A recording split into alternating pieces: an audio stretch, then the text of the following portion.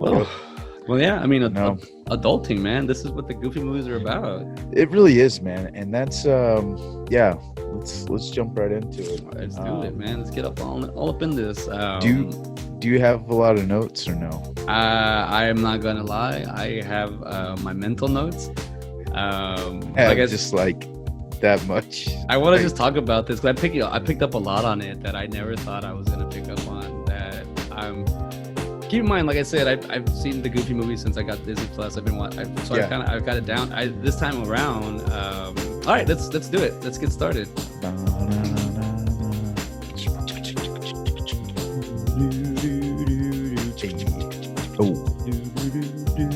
Hey. Welcome to Side by Side Movie Podcast. Good evening. We're your hosts. I'm CJ Robles. And I'm Ben Garrett. And thank you for tuning in. Today we'll be discussing two movies on Disney Plus that we two Goofy movies, if you will. Two Goofy movies. One's a Goofy movie, and the other one, well, it's an extremely Goofy movie. Extremely Goofy. And if you haven't caught on what we're talking about a Goofy movie, 1995, rated G, 1 hour and 18 minutes, an animation adventure comedy. It was released April 7th, 1995. When Max makes a preposterous promise to a girl he has a crush on, his chances to fulfilling it seems hopeless when he is dragged onto a cross-country trip with his embarrassing father, Goofy. Director Kevin Lima. There's 5 writers on here. Yeah. So I think that was like the longest synopsis we've had of like one of the simplest plots. Oh, dude, I was reading that. I was like, wow, and it's exactly the movie right there. It is. I mean, it's a pretty simple movie. Oh, actually, on the IMDb, what categories does this fall under? Animation, adventure, comedy. And that's it? That's where it stops? Yeah, I know. All our side by side listeners, we know Ben loves musicals, and this feels like a musical. So it definitely do. It definitely do. It definitely do. It definitely do. I'm not gonna correct you because you're right. It's in the moment. It do. It do be that way sometimes. Yeah, man. A Goofy movie. I remember seeing this whenever I was young, dude. Like this is a solid movie. I watched it whenever Disney Plus first came out. Yeah. It totally holds up. It's a solid movie. Dude, I fell asleep last night whenever I was watching it. Right at the end. So I had to rewatch the end because I was like, I know how it ends. Like they get on stage and everything. Oh, spoilers. Remember, there's a little bit of spoilers here, or just a lot of little bit. Yeah, a lot of bit. But yeah, man, it's this is a solid movie. It was funny watching the high school scenes too because I was just like, this was made in '95, but you still like. You have all those clicks and everything like man. that. We are very trendy and clicky people. It doesn't matter what era we're in. We're gonna do that. The cool thing was with what we did. We did a Goofy movie and an extremely Goofy movie. This one is 2000. It came out released 2000. It was rated G, 119 minutes. Animation comedy family. It was distributed on or released on February 29th. It says video February 29th, 2000, so I don't think it went to the theaters. It went straight to No, it did. It definitely did. Yeah, okay, because I remember it had McDonald's toys. I know that's not like that means it went to the theaters, but I'm pretty sure this did have a theatrical run. And now we have Max goes to college, but his embarrassment, his father loses his job and goes to his son's campus. What? Sorry, Max goes to college, but to his embarrassment, his father loses his job and goes to his son's college. Campus, I guess. Yeah, that's it. Douglas McCarthy. Okay. So yeah, I mean that's weird because the other one's super long and this one's super like I feel like if you're reading extremely Goofy movie, then we know why you're here. Here it is. There's Max. He goes to college. Like, Max goes to college. Yeah. Okay. So I want to clarify. IMDb does have this as a musical. You just had to scroll down to genres, and it has animation, adventure, comedy, family, musical, romance. Did you just say scroll down to genres? Yeah. That's too much work, buddy. I need the top 3. There it is. There are taglines, plot keys, taglines, genres, animation, adventure, comedy, family, musical, romance. Yep. Okay, I understand what you're saying. What was the tagline to this one? Let's see here. Let's see what it is. Tagline: It's the story of a father who couldn't be closer to driving his son crazy. That's a And good one. it's hard to be cool when your dad is goofy. The Yeah, Goofy movie. that Let's see what. one's good. Hey, what does this one say? What does this In tagline the say? most hilarious and hippest animated musical comedy ever. Yes. I have to agree. It's the hippest. It is hip. It's hip to be square. You It's know hard what? to be cool when your You, dad's goofy. and I'll let the listeners. We'll give them I think it sounds funny when you see all the movies we've done. You know, we've done horror movies, we've done a lot of comedies, we've done some serious movies, and then you see the Goofy movie, and we've done animation. And I want to say that this movie is the original starting of Side by Side. It was Yeah. that Facebook post, and that's as simple as it started. I think when you realize that you're like, this guy watches a lot of the same stuff I watch. Yep. Because I feel like that was the first time I really posted about having Disney. Dude, and honestly, I don't. If we're being completely real, I don't get on Facebook or comment a whole lot. That's so, funny. and this was like something I was like, okay, I got to get in on this. Like that's yeah. So, like I said, that's kind of where we're at. Is I am not normally a commenter, but I took the time to say, hey, Goofy movie is on Disney Plus. It has to watch aged it. well. It has aged well, yes, and it totally has. You know, you have this coming from Goof Troop too. There we go. I was trying to remember. I was like, there's Yeah. something else that I remember. There was something I saw because I got a little too old, I believe, once this got bigger, like the Goofy world. Because I would love to talk about this Goofy world for a second because it's a little, I don't know. I'm very confused about what we're living in. Yeah, they all seem to be like Donald Duck and Mickey Mouse wouldn't fit in. Oh, You know what I'm saying? Is that what you're getting at, or do you have something else? Because I was like, that's kind of messed up. Remember, I did tell you this. I don't know if we got it on air, but I remember having a conversation with you where I said, you know, I think is messed up that Goofy will come out in Mickey Mouse's stuff, but Mickey Mouse won't come out in Goofy stuff.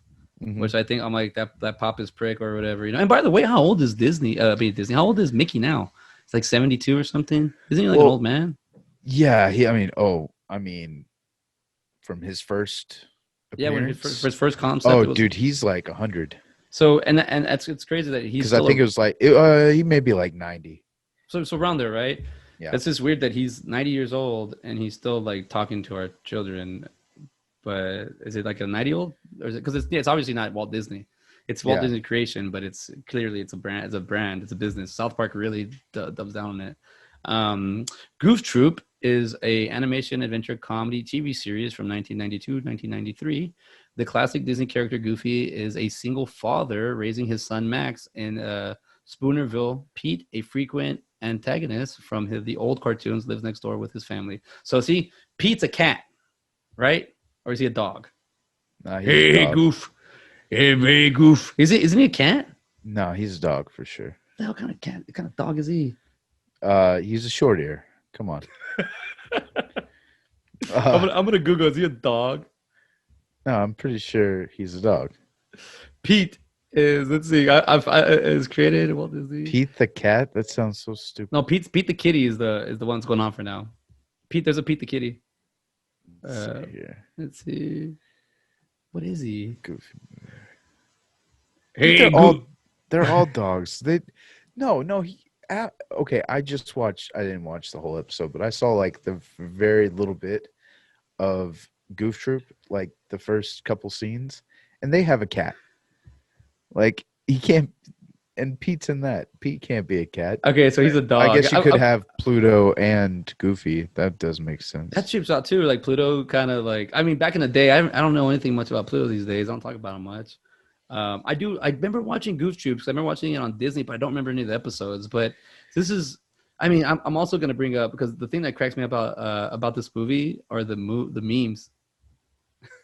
Yeah. The memes that are online. This is they people what do you call it? I don't know if I've seen memes about this. Maybe I have. Man. I just can't remember. They didn't like. Oh, they talk about like Goofy being the only Disney character to actually get laid. Oh yeah, as a kid. Pete does too. Pete Yeah, got Pete. married Yeah, Pete has a kid. Like, twice. He has 2 kids in Goof Troop. oh, he's got the little girl, right? Yeah, but they don't show her in a Goofy movie. All I need is half a chance and a second thought, a second glance to prove it's gonna. Oh, he's doing the song. Never mind. There was the one that said, remember the meme I sent you the other day that said, I was watching a Goofy movie. This can't be me watching a Goofy movie.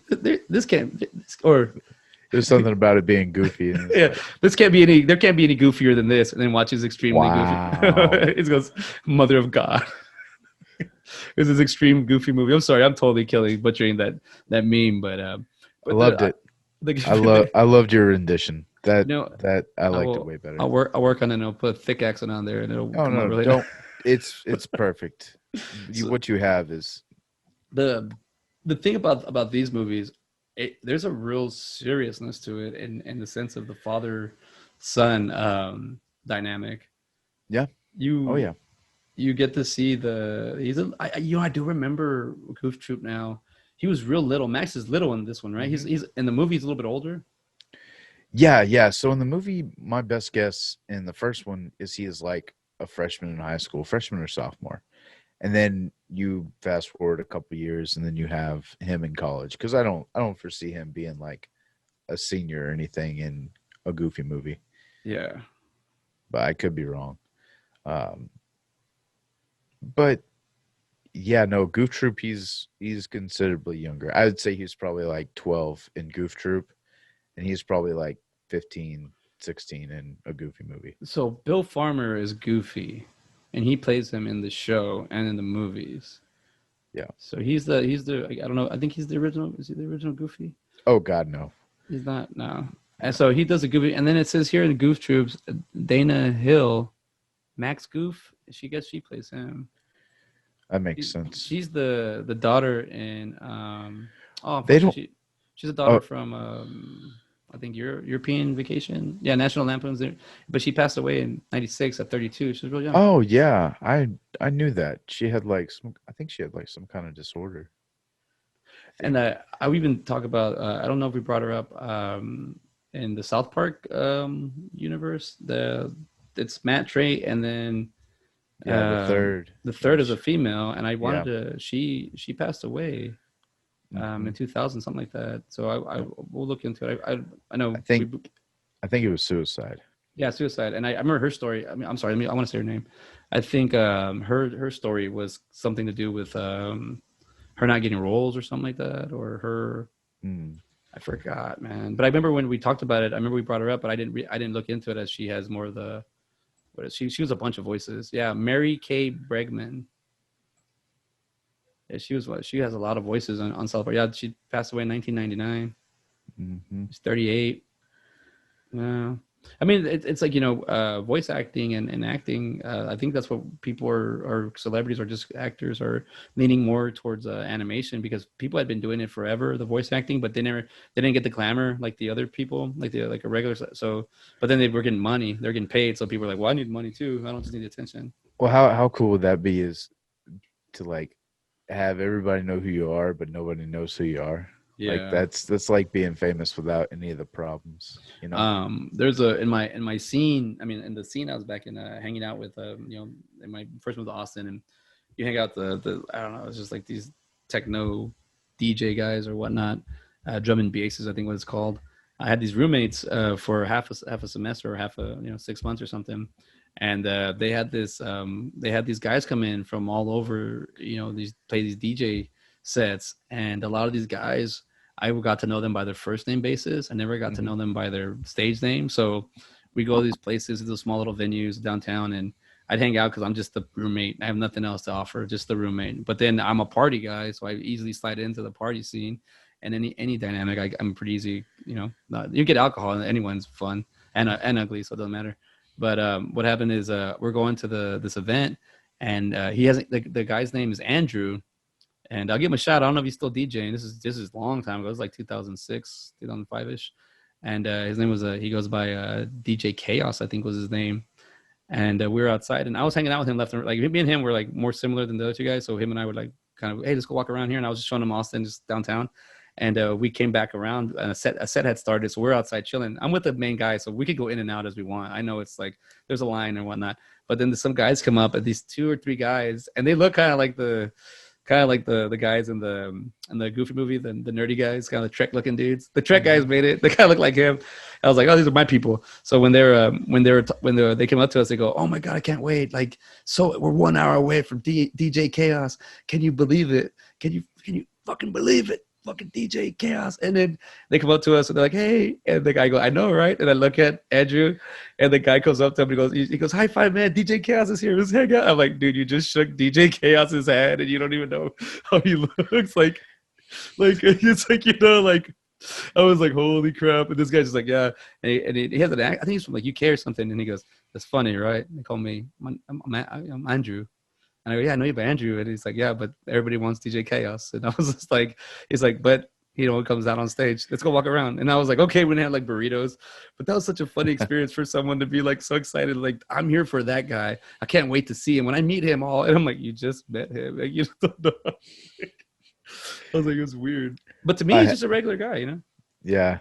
I had a roommate named Andrew as well. And he was friends with a Texas country band called Six Market Boulevard.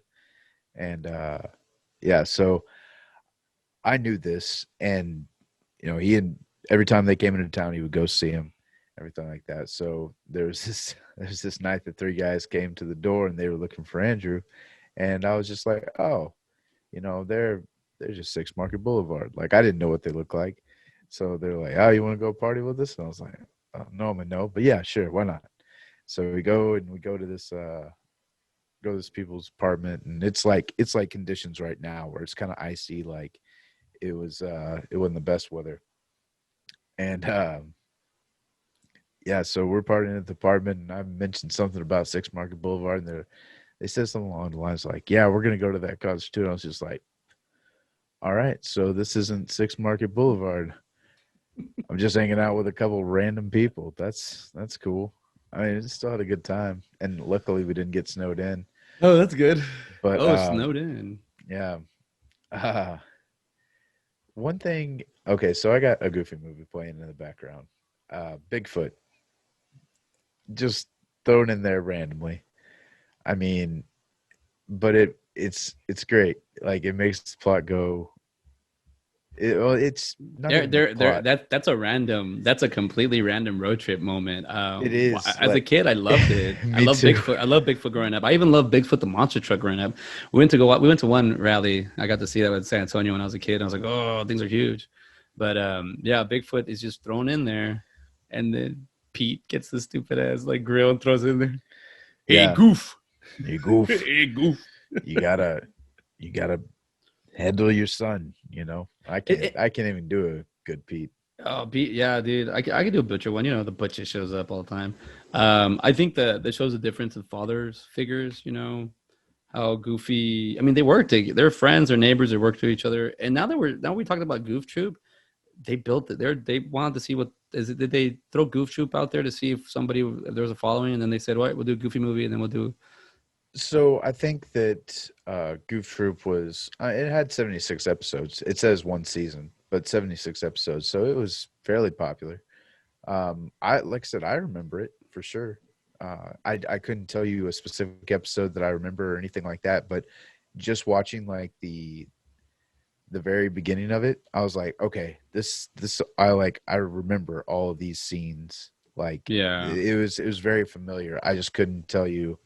Like, I wasn't necessarily in the thought process was like, okay, I need to remember this kind of thing. So I would just watch it and have it on in the background, kind of. I think now I'm starting to remember it. I'm gonna buy the hard copy of these because I want my son to have these. I remember they were good. I'm starting to remember. I remember watching this with my grandma's, and I remember being like, these are good. Like, I'm starting to remember. You're right. I remember some. If I were to watch it, they come back to me, but I can't off the top of my head. But I just like this. I want my son to have, and DuckTales. I love DuckTales. He loves Chip and Dale. Like, and the cool thing about DuckTales, Chip and Dale had their own spinoff, and then Chip and Dale comes in, and they come out in DuckTales. And my son catches that. I like that they're in a shared universe. Which Goofy movie? Like, I'm watching Goofy movie too, and I'm at the part where there's the part where Daffy Duck and Mickey Mouse come out. But I was like, okay, they do come out. I didn't notice them, Wait, but is it in the first one or the yeah, second in the one? first one they come out. They're hitchhikers, Yeah, yeah. And you and said in the second one they come out too? I don't remember. I don't think they Oh, came out in the okay. second one. Gotcha. You know, in this Goofy movie, it's man, I started to get more and more understanding the story of like just a father son spending time, and Yeah. I think you and I have that similar background, and it's just kind of like, oh, Max, they write him well, they write him well, like they write him like a teenager, they write him like a college kid, and that's what I was saying earlier. They show the difference between the Goofy movie, and then they aged the animation in an extreme Hmm. Goofy movie. You know, I would love for them to make another one, see where they're at now, because these are the movies that you grew up on, and this also, I feel like if a father son were to watch this movie, they'd grow some. If they're having issues and you just kind of sit down and watch this movie and see how silly it is, Yeah. um, it's I love that just a lot of the scenes of the interaction. What do The you big what do you think their target audience was? divorce, divorced Yeah. parents. The Well, guys like what age group do you think that this was trying to lean towards? maybe when we were younger and what we said well, this was 95. I think it starts with my age range at 95, so that would make me like 11. But I think it was mostly more for somebody your age. Yeah. So I think it Well, was, the reason I'm asking is because, like I said, it seems like Max is in high school and then he's going off to college in the second one. And I was just like, are these like I know they're not necessarily meant for like high school no, I and think it's college kids. I think it's meant for us that we're about to enter high school. It's meant to show you that, because I do want to talk about that opening scene, all the Yeah. stereotypes.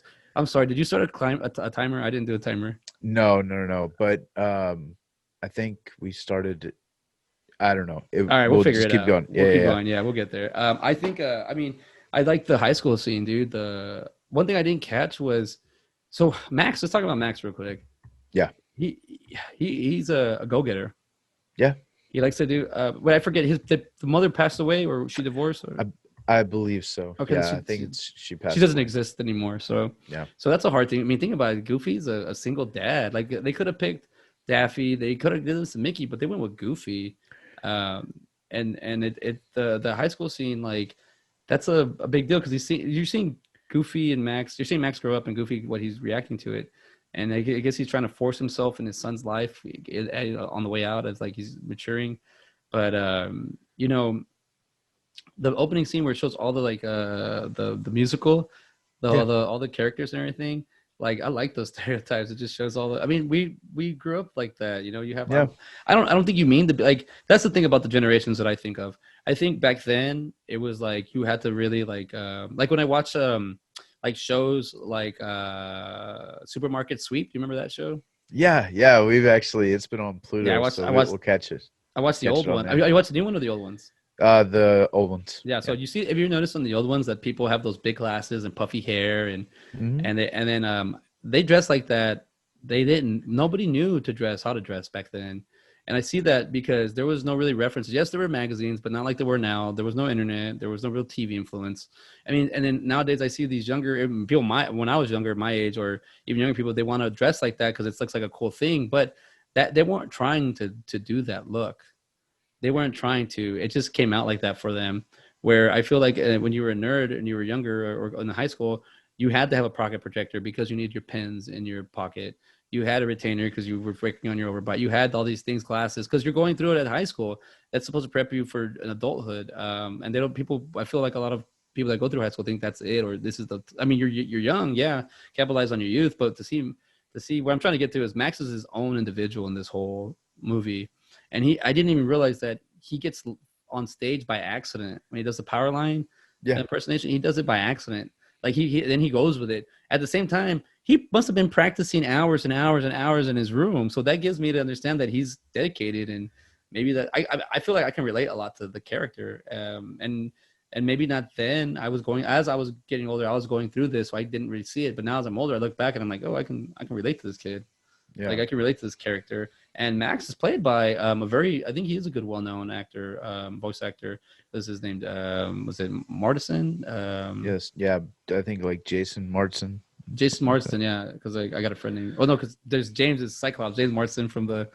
So Jason, this guy, he's actually what Binks the cat Yeah, from Hocus Pocus. He's been Spirited Away. Look at that, this top four Goofy movie, Young Justice. He does a lot of voice acting. I think he was in a show in the '90s, in the early '90s, like a what was he in? Let me see if I can find it real quick. Yeah, well, he's got a long list of stuff. Sonic the Hedgehog in '93, Hocus Pocus, Almost Home, Dudley. Let's see, Erie, Indiana. Is that the one I'm thinking of? He was in, or no? Let's see. It says here he was in a lot of episodes. Yeah, he was like a best friend character when he was younger, in real life, and then he went to animation. I think he's also in Mr. Saturday Night. I like that movie. I need to rewatch it. Billy Crystal.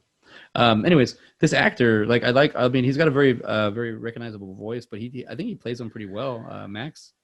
I think if you're watching this movie, especially extremely goofy movie, I was taking it as like Max was being a little bit ridiculous, but he's comes from a divorce home and he's a single parent, and I started being like, oh, okay, yeah, go for it. Like I could totally relate, like, you know.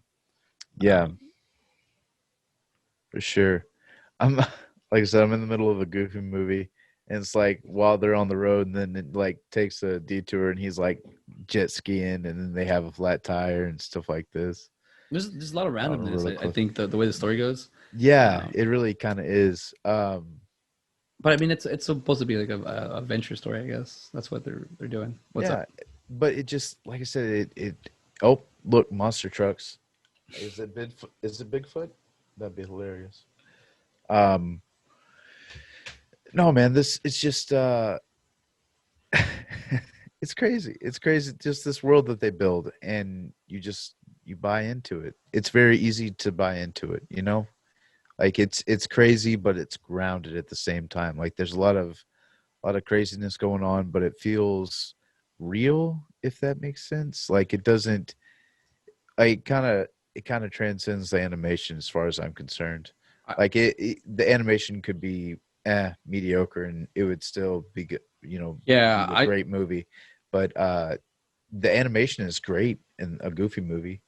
I mean, it looks like a 90s movie, as weird as that sounds. Like it just has that feel to it, like the cartoon, uh especially like right in the middle of the 90s. Like it just has that it's crisp, like it's a crisper yeah. animation that they started using. I uh want to say it's high end. Like yes. they didn't skip on the toppings on this one. Like it's really well made. Both of them are very, and all and then in the extremely Goofy movie, man, Goofy does a lot of different things like the dance scene. Hmm. This one, like this is very complicated animation, but it's so well made. You're right. This is totally and it's 2D. I love 2D animation. Yeah. My degree is in motion graphics animation. I know how to do 3D and I know how to 2D, and I like sticking with 2D just because I think that's just where I'm from. I mean, my background, but I think 3D, I like it. I just think the rendering time takes forever.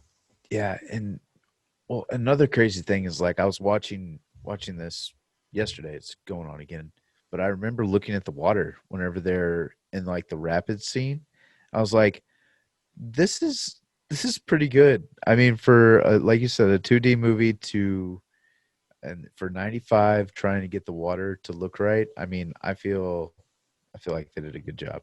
Yeah. Um, that's something very difficult, and especially like what was it, Finding Nemo? So like almost 10 years later, they had a movie where it was strictly in water, and It's gotta be but hard. Yeah. yeah, and that's where the animation's going. I mean, it's going nowhere but up. It's getting better. Even low budget movies can have 3D animation, and it's still, it's not going to look crisp or anything, but it'll look good. Hey, side by side can have 3D animation. Ooh.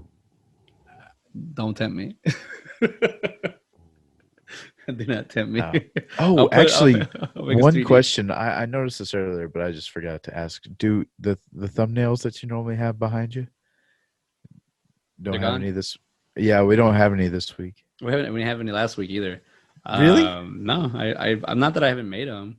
I guess I just t- what I did this past week really solidifies why I'm doing it. But this is my world, you know. I like it. I I mean, like. I'm not mad about it. I like that a lot. I was just curious. I think it was Did we just not have them last week? no. Man, I didn't have one. that I didn't have one last week either. are you talking about yeah, anyway, for Chris Tommy Farley, Boy, Tommy Boy. No, I didn't put it in the background last week.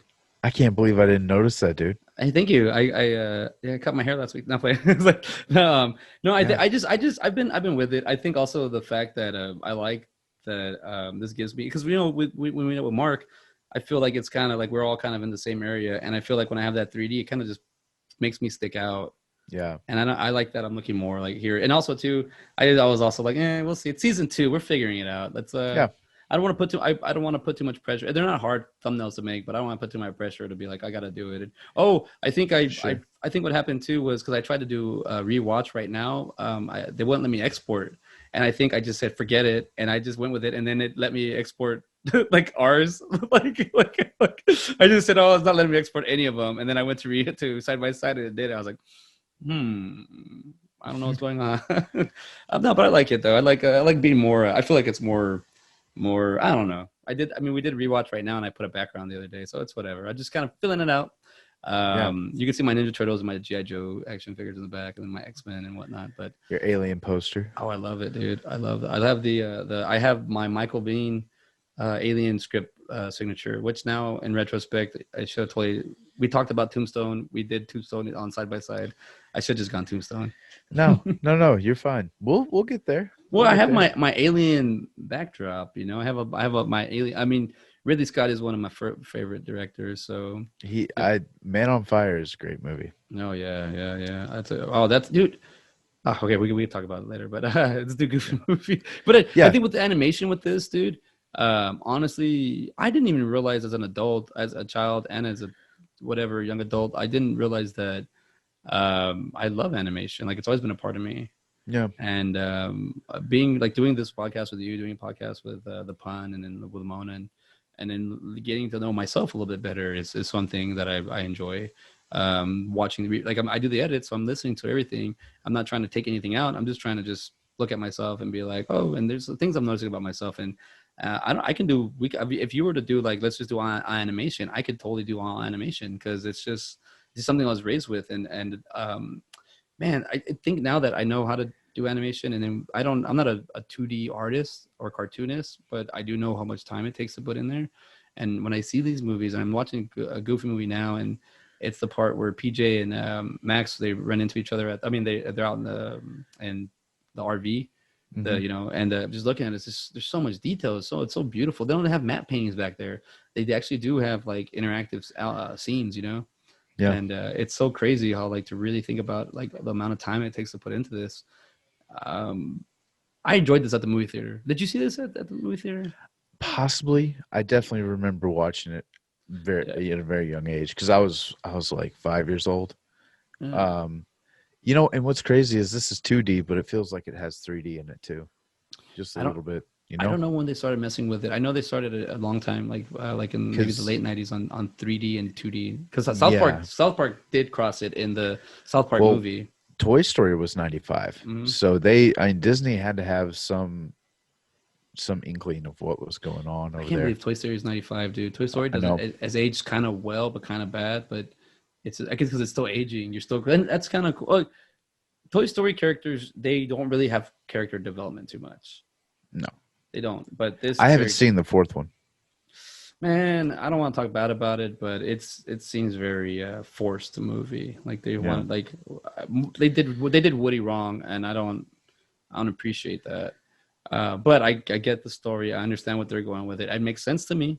And by the way, I do want to apologize to everybody that about I'm just gonna say this now about Austin. I was kind of ragging on a little bit, but now I'm seeing it in a different hindsight because it's all about the way you see things and your perspective. And now I'm seeing I'm like, okay, I'm okay with a lot of the stuff around here because it's encourages, it promotes it feeds the intelligence, the creativity. It's here. And even though people are all from all over moving here, I'm like, well, we've been here longer. Let's all get together and see how we can do this.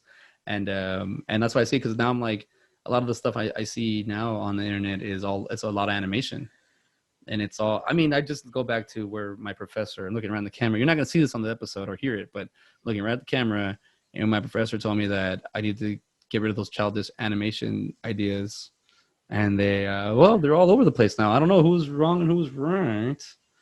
I don't know. I felt like maybe I don't think I was ahead of the curve, but I felt like I was with it. But it's stuff like this, because I do remember watching this movie at the theater. One thing I will say, in a Goofy movie, in the Goofy universe, now I think I know what we've established, they're all dogs, so it doesn't matter who talks to who. But the female leads, do they have to make them so attractive, so pretty?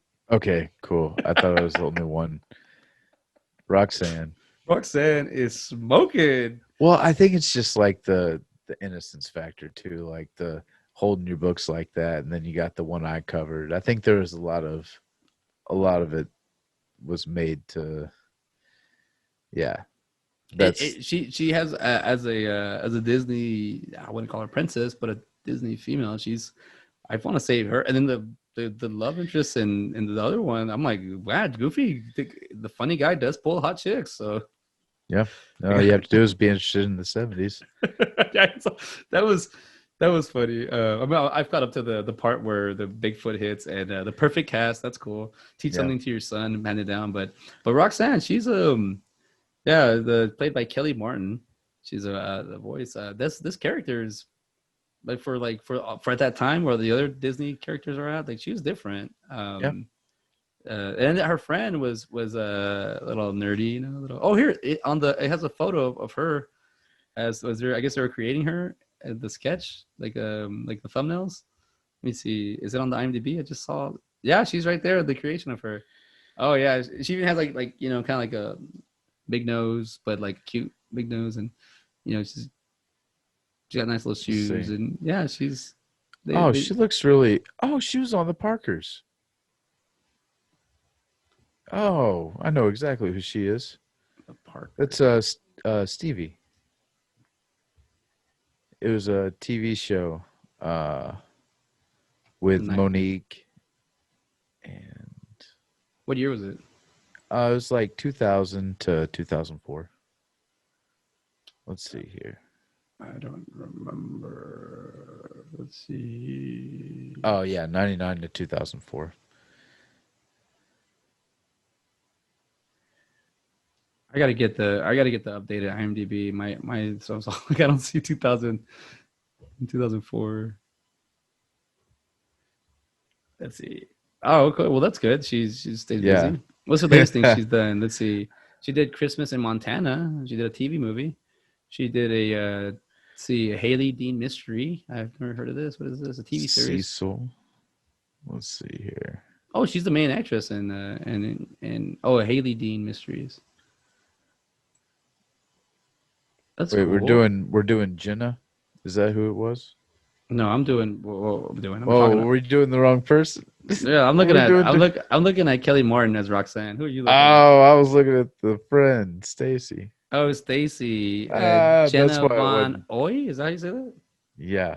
She looks like she's been on Blossom. Yeah, I remember her. Yeah. She was on Blossom, Goofy movie. Yeah, they got a good name here. Born on the 4th of July. The Parkers. Oh, okay. I know. That's what I was talking about. Yeah. Oh, yeah. I remember this show. Okay. Seen a little bit of it. Monique. I mean, she became a really good actress. So she won something for Precious, didn't she? Mm-hmm. Yeah, I think she got an Academy Award. Yeah, just keep sticking with it, get better, and you'll eventually grow up to be a good actor or actress, entertainer. But I think for the most part with the Goofy movie, every little thing that's in it, like even the dancing Bigfoot, God, that cracks me up. I mean, he wears the headphones, the wireless headphones. They're you have I'm just looking at the part here. Look at the hot dad soup. You have that awkwardness with your son. You're growing up, I guess. I mean, this is real. It's a reality, dude. My son's already gonna be 3, and I'm like, damn, that's 3 years. It's just gone by like nothing. Like I just, granted, 2020 and 2021 seem to be like they're gonna be at home, but that's all I want. That's what you really want, Yeah. They get older, you get older, but at this time, I think I'm just taking advantage of being at home with my son and being able just to hang out because he's gonna eventually go to school and then I'm gonna be goofy, you know. And you know, and then my son's name is Max, so it's kind of funny how this is a kind of I kind of do like goofy, don't I? It's like, no, but Oh shucks. I like the yell they put in there. Yeah. All right. So Max is 14. All right. So that would put him, yeah, like a freshman in high school in the first one. And what else was I looking at? I like how like Robert Sean is he's the I'm sorry, Wallace Shawn. Wallace Shawn, yeah. He's in the principal. And then you have PJ Pete is by Rob Paulson. Reminds me of Fight Club. His name is Robert Paulson. Pete is by Jim Cummings. And then we have it, and I haven't spoken about him yet, but we're going to talk about him. We have what's going on? So you were right. An extremely goofy movie was direct to video. Oh wow. It's a very, very rare moment on Side by Side. CJ being right, but I got it. Wow. No, I could have swore that came out in theaters, but then again, my kid, I was 10 years old, so I wasn't keeping up with it as hard. But you gotta understand, Little Mermaid came out like in the 70s. Wait, no, one of those. I mean, Snow White came out older, and I saw those in the theater because my aunt would take me to the 11 morning matinee shows like on Saturday and Friday mornings. Yeah. And so I have all these memories of watching these movies in theaters, but they didn't not when they were released. So maybe you saw that like I did because I remember seeing Bambi, Snow White, Cinderella. I remember seeing Little Mermaid. I remember seeing all those in theater, and they do have a sense, See, I don't think I have a recollection of seeing this in the theater. It was just like a recollection of this actually, being more than direct to video because I don't think I saw this. You know what I'm saying? I think it was just more of that. I thought it was interesting how like they didn't keep the whole musical thing, which I thought was kind of a nice little part of a Goofy movie. Me personally. But do you think that's because it's Powerline influence? Like that's the motive. They want you to keep it that he's going to a concert and then that he dances at the end and he knows how to dance. Because the one thing about extremely Goofy movies, I didn't know he was such a good skateboarder. They never bring that up. Yeah, but he was skateboarding in the first episode of Goof Troop. I did see that. Oh, okay. So the thing about the first one, the music, I think that's what that ties to, because he has all the Powerline stuff in his room where Goofy accidentally sucks up the cardboard. Yeah. So he does have that. You can see there's that influence there. He knows how to dress like him. He knows how to dance like him. I mean, even the part where the roadmap trip that looks a crazy roadmap, like it's just like circles and like squares and lines. Like where the hell are you doing? But I would like to do something like that. My younger brother and I've discussed with him like we should go on a little road trip, but now we don't know because of the pandemic. But prior we had been like when he was younger, we're like, hey, when you get older, we'll go on one. We'll do whatever you want. And now we'll probably do something similar, but just a little bit more precaution. But I think one of the things we could segue into extremely Goofy movie is we haven't brought him up yet, and this is actually I wasn't understanding that he was in the sequel. I didn't know that, and he's a lot in the sequel. Yeah. So this is going to be my 5th movie I've done a podcast on. I think I need to reach out to the guy. We're talking about The Weasel. Yeah. Pauly Shore. He is in a Goofy movie. He has a cameo, kind of, but he is a lot in the extreme Goofy movie. He's uncredited in the first one, but yeah, he made the direct-to-video. Dude, there's a character. I just looked down. Yeah, and the Joey Lawrence is in a Goofy movie. Is he that? It says Chad. Is he that guy that? I'm gonna sit on my butt. Before that, the guy with the long hair, the guy at the. Let's see here. Joey Lawrence is Chad. Whoa. Probably. Is that Chad in the movie? Let's see here. But Pauly Shore, bro, the Weasel. Yeah, the Weasel. I'm gonna look for him real quick, and I'm gonna see Bobby. Oh, sorry, I just clicked it. What's his name? Zimmer. I clicked it to him. Bobby Zimmerowski. Where is it at? What's his name? Bobby Zimmerowski. Robert Bobby Zimmerowski. So let's see what the last thing that Pauly Shore has done. That's kind of. I did watch Guest House, which, like I said, it was kind of hard to swallow, kind of hard to to watch. It's not bad. I did like the ending. He doesn't really have any. I don't see any voice here. Let's see. He hasn't done a voice acting in a minute. I think he needs to go back to voice acting and get some. Yeah, I think that would. He does really have a very noticeable voice. You know. Yeah, dude. I, Um, I honestly think Pauly Shore should maybe I, start doing a little bit of voice, getting back into it. He's a recognizable voice. He does a good job. he could be in like a kids show for real and just have his voice on there. You know. Yeah, dude. They don't. I mean, I don't see how this works. A Goofy movie. See, he's in a Goofy movie. It says uncredited, but he's at the bottom. And then Extreme Goofy movies in 2000. It took Hmm. 5 years. And see, that's another thing too. I feel like it was made to come out in like 1998. Like it was a 98 movie, but it didn't get released until 2000 for some reason. Oh, I get what you're saying. You know, like it just had that feel. Um, yeah, the end of a Goofy movie though is just amazing. Like that concert is so cool. Like even to this day, like it's still such like it's so much fun to watch that. Who would be the power line if we made this today? Who would be the voice of power line? I'm thinking either. Lady Gaga. Oh yeah, totally, totally. I was thinking it was gonna be like Jason Derulo or No, maybe Neo, maybe even Usher. No, you're right. It'd be Lady Gaga. Lady Gaga. I think she could do a wonderful job. Um, Yeah, that would be there's a lot of cute things here in the Goofy movie. They're yeah. in the French Quarter, so they're showing you different things here. An animation version of the French Quarter. That's cool. The piano falls on the mime. I forgot about Yep. that. Goofy, and I think that's what I liked about these movies. They're called a Goofy movie, an extremely Goofy movie, and they bring you the goofiness. So let's jump into extremely Goofy movie. Yeah. I think I was like, oh, how are you gonna grow onto this? How are you gonna keep my attention? And what I've learned about sequels, this is a decent sequel. It's not bad. This is not bad at all. It's not bad. You know, I don't know if I mentioned it earlier or not, but the dream sequence at the beginning of a Goofy movie, I just want to go over that real quick. Yeah, let's talk about that. I thought that was awesome. Like I thought that was a really good way to start this movie because you really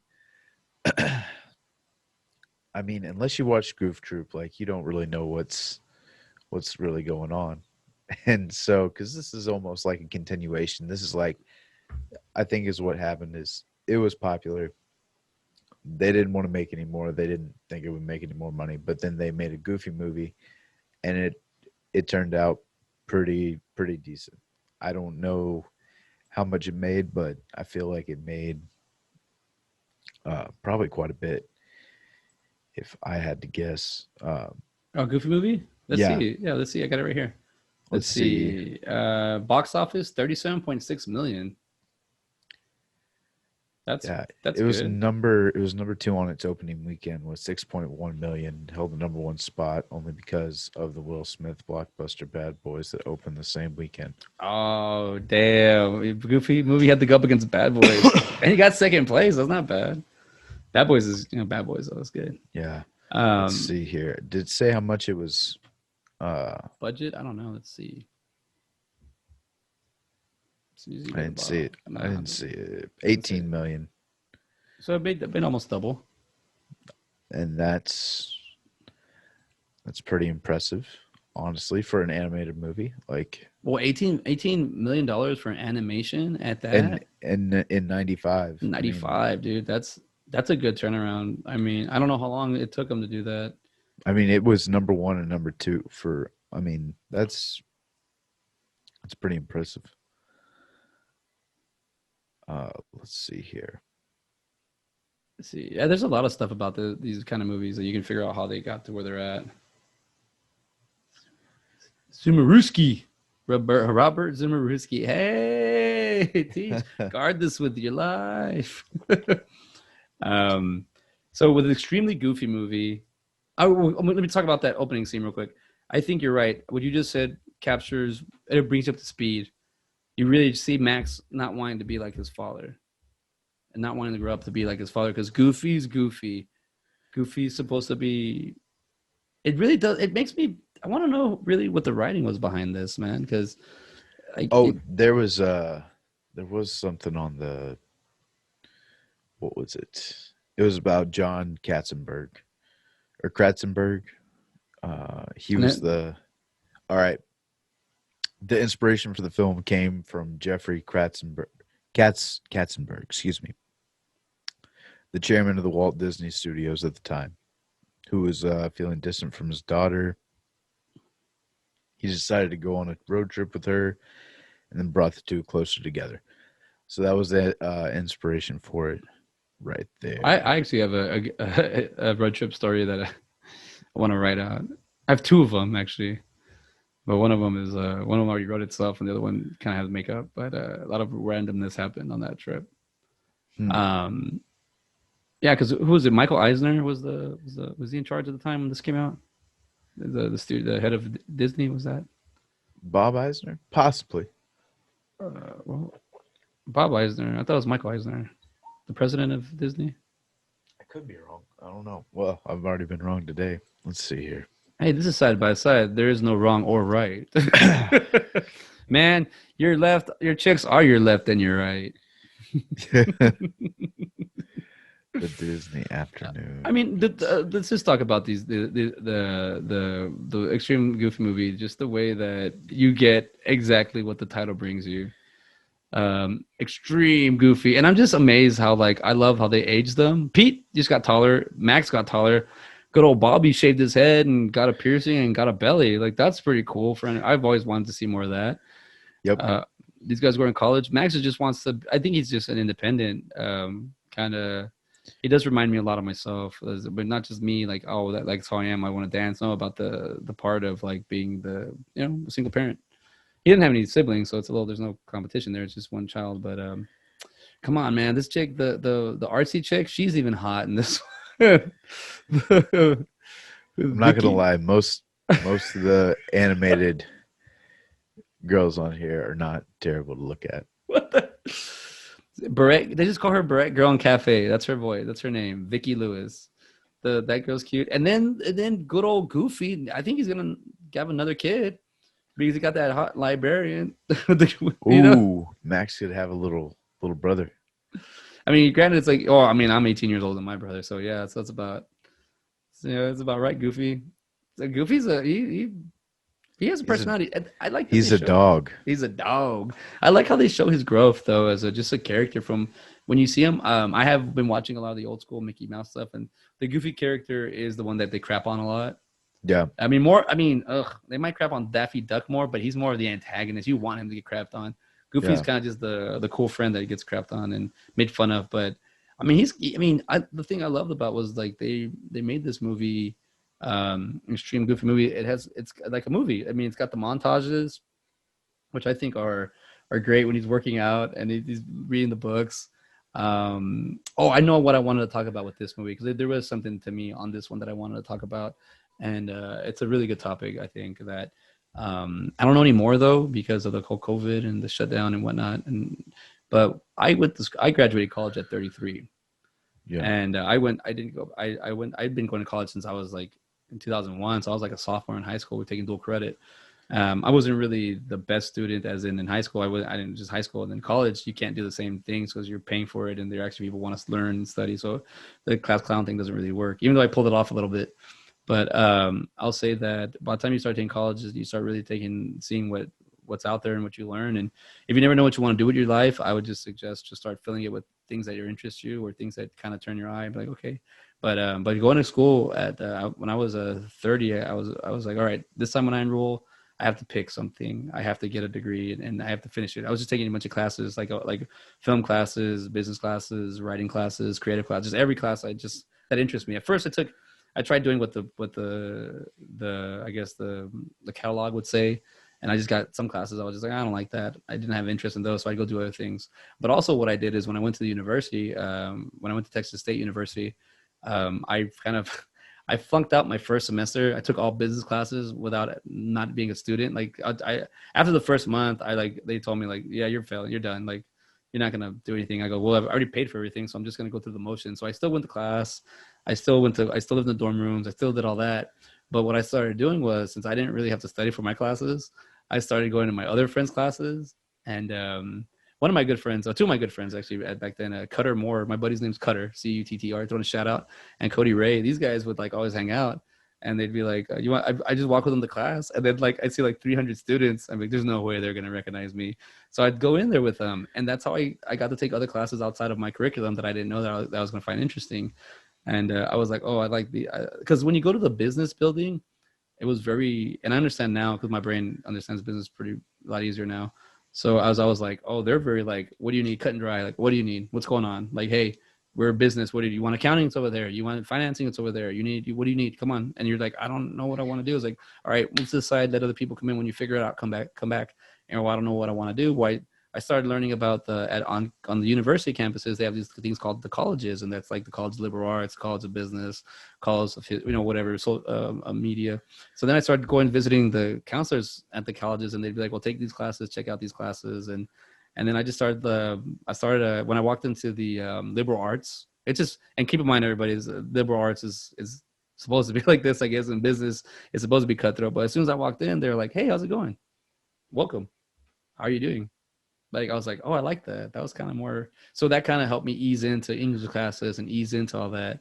But as I got older, I was just like, nah, dude, I got to finish something. And I just did I talked to the counselor, Ms. Sue Darbin. I spoke to her for 2 hours. And after that, she was like, I went to her office at ECC, and I was like, I signed up for web design and the program's canceled. What do I do now? And she's like, well, let's see what else you can find. Cause I already paid for everything.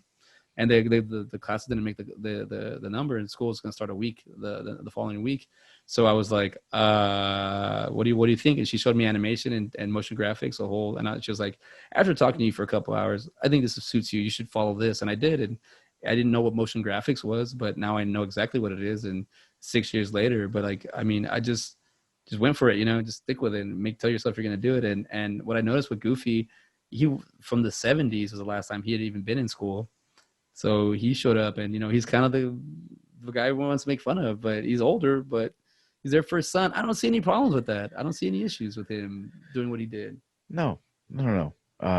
He was just fine in doing what he did, for sure. I mean, you kind of do feel like Max is trying to get away from him and everything, and you kind of feel that he picks up on that just a little bit, because he's just kind of like moping around and doing all this. And why do you think Max doesn't want to be with his father? Because he's always with his father.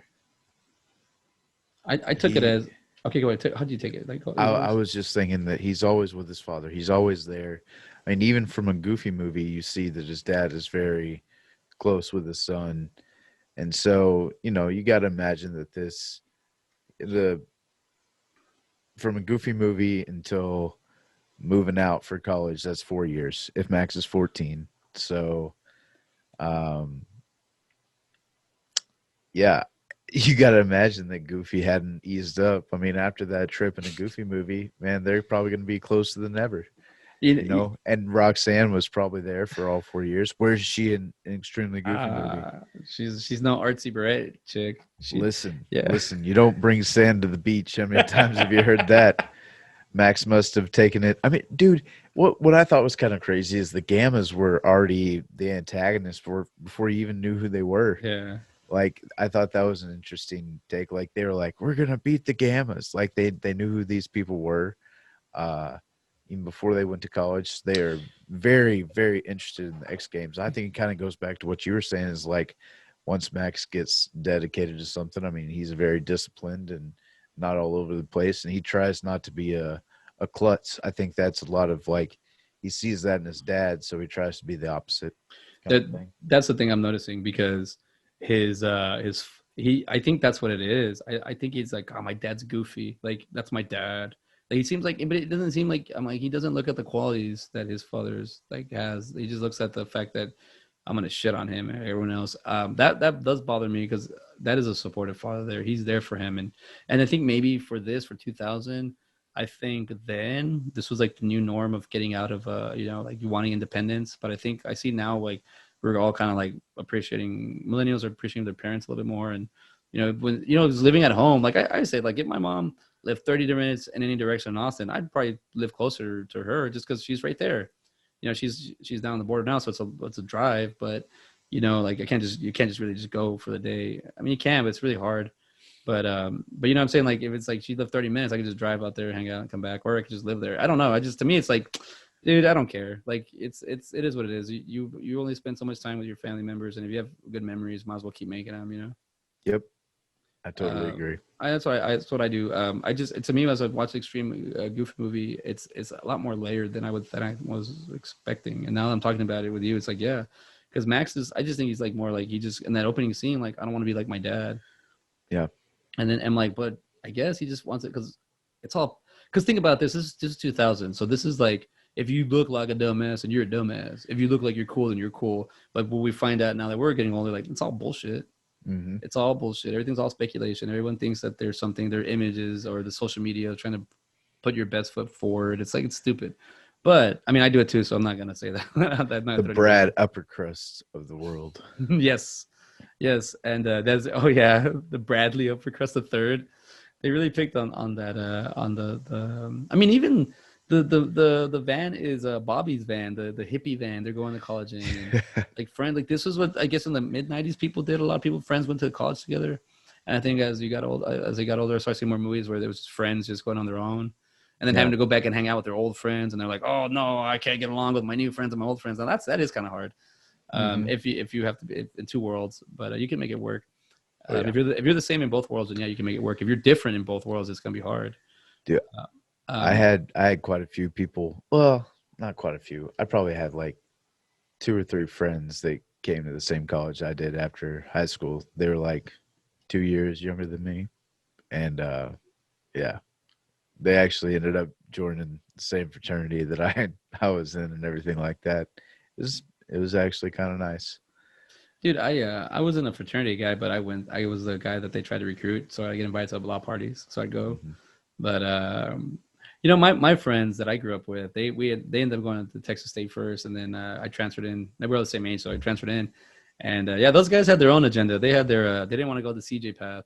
They had the we're gonna go to school because our parents and I'm not putting them down, but our parents are paying for this, so we have to go to where I was like, I'm paying for this shit myself. I don't care.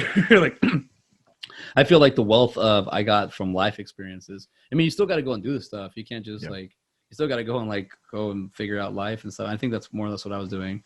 I didn't have the cookie cutter family mold that they have that they want to follow. I don't have that. If I did, I was like, I definitely don't want to follow my mold. But I mean, it is what it is. If I end up doing it, It just happens. So shit like that happens. But I know I can see it and I can work on it. Where I feel like in this movie, Max is because it's 2000. I feel like if you were to remake this one, I think you'd be more accepting the Goofy being. It'd be more like if you made this movie nowadays, it'd be like Goofy, you're too hands on. Yeah. So you need to let Max do his own thing, and I totally agree. Yeah. No. I was listening to you. Yeah. But no, I totally agree that he's one of those helicopter parents that you hear about. Like he's constantly hovering around. I'm getting better. I'm getting better. Yours is a 2-year-old. Of course, you have to be a helicopter parent right now. I'm saying like these parents won't let their kids experience life. Like those goofy posts on Facebook. I don't know if they're real or what, but it's like, yeah, I had a mom call into an interview and stuff like this and and I'm like, oh, dude, that would just be terrible. Like this person just like graduated college and their mom's in on their Zoom interview. Oh wow! Yeah. I remember when I was younger, and the parents like did the essays for my friends. Their moms, because their moms went to college. My mom didn't go to college. My mom went straight to work. My mom, went to holding businesses and stuff. But I noticed that I remember being like when we were like seniors in high school and being like, your mom's been on the computer. Yeah, she ran some essay for me, my acceptance letter. I was like, whoa, okay. Like I saw a lot of that shit, and I was kind of, suburb kids, mainly, not all suburb kids, but mainly. But I was like, wow, dude, like your parents, it's all status thing. I mean, what's her name? Felicity, what's her name? They were the ones that got caught. Oh yeah, Lori Loughlin and Yeah. Felicity Huffman. Yeah. Yeah, they all got they that was all that's all status. They just want to be able to tell their. I mean, I don't know them personally, but I feel like it's just like, hey, my kid got into this school, you know. I think, and they're like, oh, I got to pay. Fuck it, I got money. I think that's a lot of that happens. And I do remember when, man, I don't know, I don't want to throw anybody under the bus, but I do remember when one of my friends' parents came to like drop him off at college, and his mom just started crying. Oh my god, my little boy! And I'm like, your little boy? He was over here getting all wasted 2 weeks ago, trying to get laid, and like crashed. Like he like crashed horribly, but yeah, he's just a little boy. He's still growing up. Like, nah, this dude's already kind of like this dude. I was like, sure. Know exactly what you mean. Yeah, I was like, okay. The dude was like trying to like he was like every girl was hitting on at the party, and he just crashed out. Yeah, okay, he crashed out. But I do want to talk about how, okay, so was Pete the owner of the photography business in Goofy movie, and or were they partners? And then now Goofy works at this toy factory in Extreme Goofy movie. What was is Pete? Did Pete screw him over out of the business? Is that? Come on, Goof. Yeah, that's a good one. I don't know. I would imagine, yeah, that he probably screwed him out of that business. It was maybe Pete's. I don't know. You see the way it was like in a mall, right? Like they were working in the mall. It's kind of the feel that you got. Yeah, but you could see that Goofy is good at it, and Pete's just a business guy, and he puts Velcro on the little girl's butt to keep her from moving. And I'm like, I like that part too. That always made me laugh. That's like a businessman. Like, there's a problem, let me fix it. What's the easiest way to fix it? You know, it's like, but even like that, Goofy. I mean, he gets fired and he goes to college. That's like, is that still the norm? Are people doing where you lose your job and you go to school, or sometimes? Yeah. Especially, I think now, like, oh no, we can't afford to have you. This person is more valuable. It may happen. I don't know if it actually did. Well, I remember. I mean, maybe in the 70s. I don't know. I'm not. I don't know in the 90s. I didn't apply for college in the 90s, but I always felt like it felt like that it was easier to get into college as you got older. Before, when they'd say like you have to have high grades, like I think it turned into a business. It turned into how much money do you have? Mm-hmm. It's like we can, dude. I do want to say that one of the best moments that I ever had in my life was I was paying out of pocket to go to Texas State, and that was extremely hard. I don't know how I was able to. I mean, it was lab rat money, but I was like I was like, how did I do that? That was a lot of money to pay up for like 2.5 semesters. I did that, and then finally I failed my first semester, and it was hard to get back. And then I took all the English classes, and I was doing good the English classes, but I was on probation because I failed those that first semester. And that was the thing. I got into it. I took 4 business classes and 1 writing class, and my writing class I got a B. So I did pass 1 class, and I was like, well, I'm going to focus on the class that I want to do, because my mother raised me around businesses, and I was always like, this isn't what business is like. On accounting, I like that's just the process of doing business. That's not the real thing. I like the negotiating. I like the talking part. I like the work part. Like, let's get the work done. I like all that part. But to sit down in the class and learn business, I don't know. I'd prefer to. The way I did it, where you start your business and then you go to school to kind of figure out the ins and outs that you've been missing out, or tighten the things you do know. But one of the best things that happened to me was I had to write all these letters to appeals to get into the programs every time, and I kept passing the appeals. I guess I was just getting better at writing, and finally I had to talk to the dean of the English department, the highest of all highest, or maybe the liberal arts, the highest, and I believe her name was Grayson, Professor Grayson, and the doctor, I guess. She had me talk to her. And at one point, like, she was doing all the political PC, like everything that's scripted that she needs to say to keep a student motivated and everything. And finally, it was finally like everything she had to say on air. And one of our last moments, she basically got her book and was like, look, man, I see what's going on. Quit fucking around and take school serious, or don't take school serious and go fuck around, and then come back and write about it. And I was like, I'll do that. She's like, she was like, you're not a student. You're not a student right now. You're a life student. You're not a student of school academia. You're going to go. And she got pissed off at me because my last appeal, I didn't autocorrect something. And like, the first sentence was completely wrong. And she was like, you just, at this point, you've given up on writing your appeals. Like, this is the 4th one. They got good. And then all of a sudden you're getting bad at this. You don't want it. And she's like, you don't want to be in here. It's like, you go live life, go have fun, and then come back. Because if not, I'm gonna. She said no. She thinks she did it. She put a probation thing on me where I couldn't go for 2 years. So she goes, you have a minimum of 2 years before you can return. Go do something. And then I remember when I reapplied like 10 years later, I had to get that appeal off. I remember I had to write a letter, and it was easy. It was just like an email to somebody. But I mean, that was pretty cool for her to notice that. And she's like in her 60s or 70s by this point when she gave me this advice. So she's just like, look, you're just fucking around. Go, if you're gonna go do that, then go do that. And I was like, okay. So it was always kind of like that. That it was weird. It's like what I've noticed about college is college is a business, but it's in a business to help you win business. And if you want to be a writer, a director, if you want to be a graphic designer, if you want to be a business entrepreneur, if you want to be a band, a musician, whatever, the tools are there at a price, but it's there for you to make money, and it's up to you. The thing is, we've always been fed, or I felt like I was spoon fed, that you go to college and you get a job and that's it. And it's just like, well, okay, that sounds like a ABC plan. Boom, boom, boom. But really going through that process, am I interested in this? Am I going to learn it? Am I going to love it? What do I want to do? You know, I will say my probably 11 or 12 years of college I was in have really helped me out for this moment right here. Because even like I know how to troubleshoot now, because as I got more technical hands-on classes of editing and whatnot and communicating, I started learning how they all connect with each other and how to work it out. And I feel like that's what helped me out. I'll never get pissed off. There's only two professors that I'll talk back to that if I saw them right now, I'd be like, all right, I got something to say to you. But outside of that, I've never had a professor really like fail me. It was me. It was always my fault. So it's not the professor's fault. But professors, they're not your boss. They're not your employees. I mean, they're not your supervisor. All they are is they're your advisor, basically.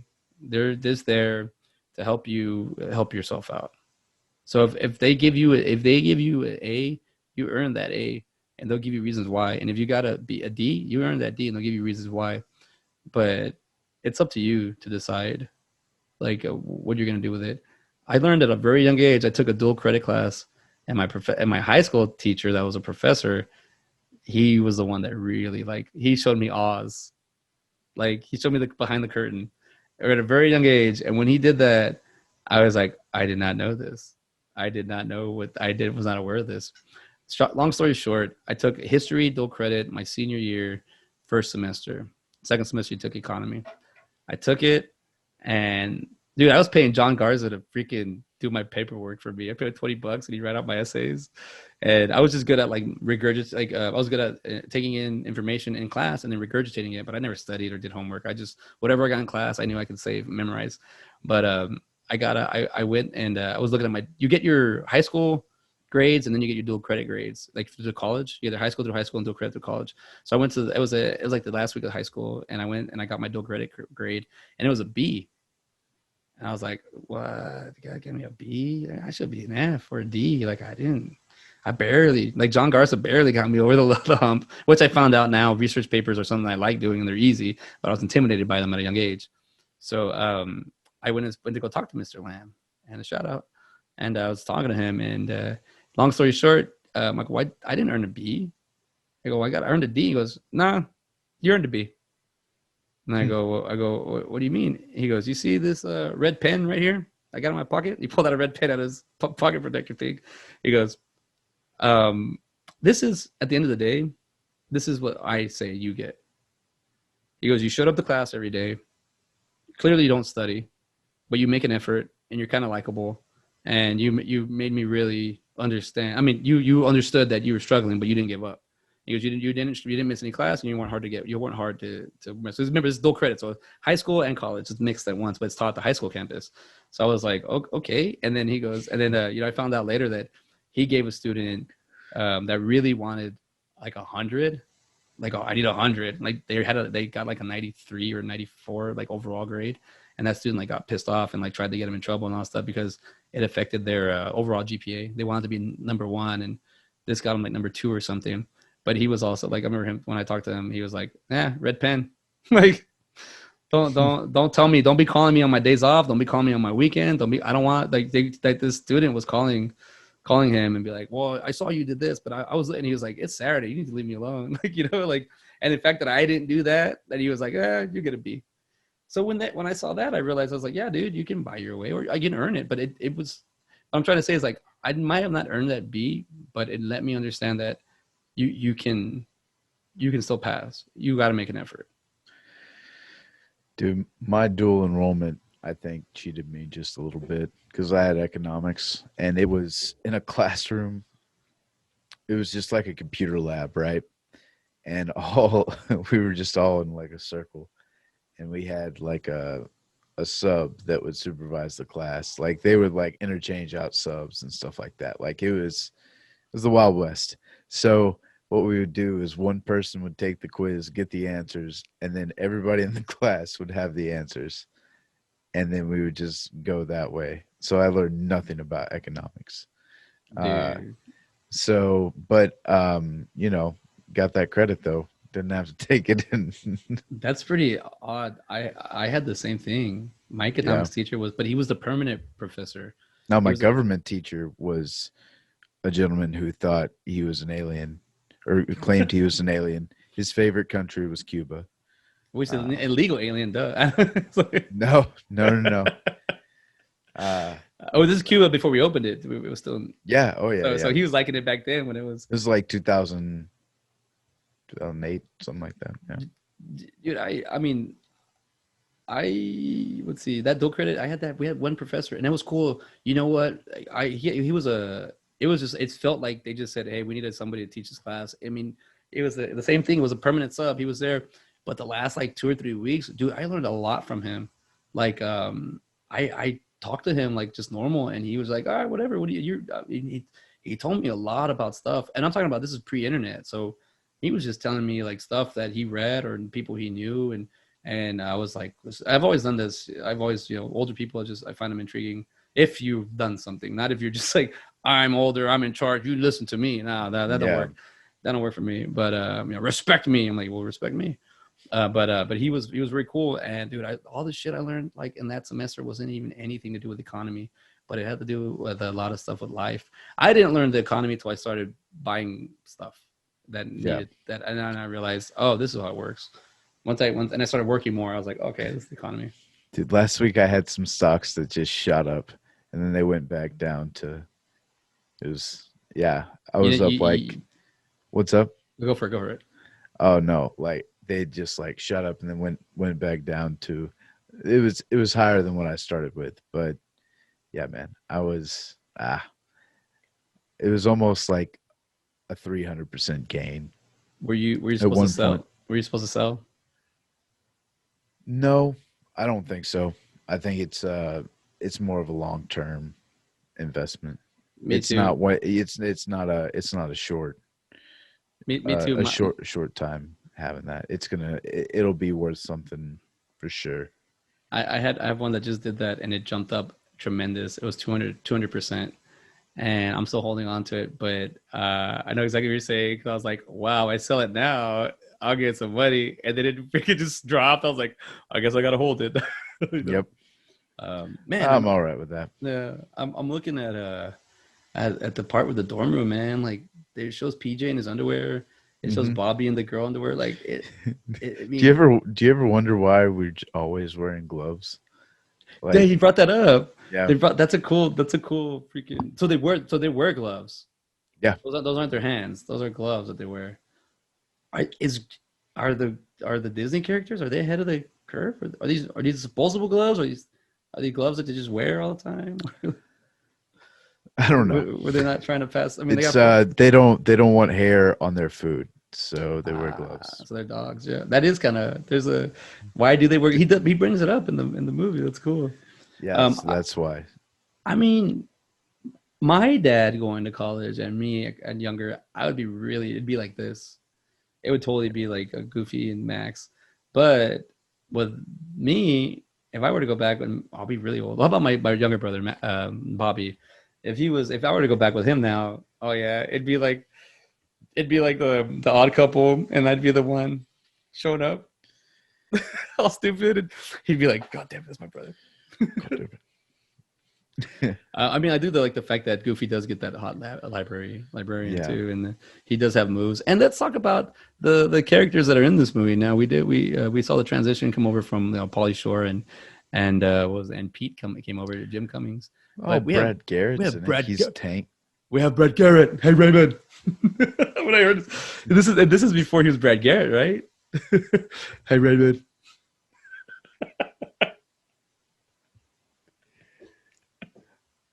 sounds like. What is this one?